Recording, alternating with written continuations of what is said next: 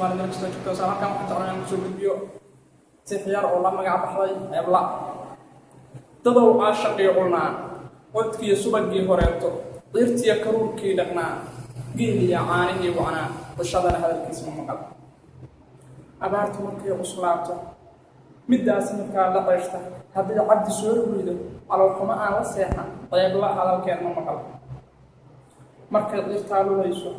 ogal geel soo carowsho markuu ceebla yidhaahdo midaan cagajida aqoon bulshada hadalkeed ma maqal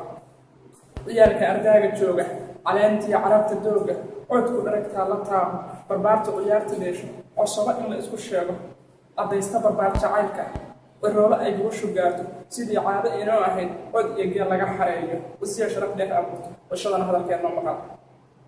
haddaan cayn kala ka eego rag baa dhaqan ka baqsiinin cadkaa dhuuntaa mara ka doorta midii caariyaha ka ceesha ciyaarta ku jar jeclaysta ku cuna ceeshaan bislaanin caadila dumarkii casriga qaybtii caado ay la tahay cambara kaliga dalmin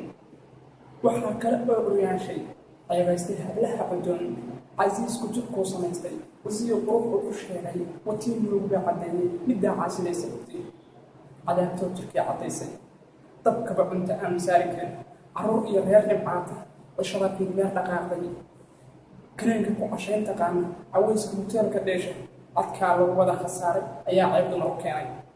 markay sheekadu argaagto caqligu gaasiree xumaado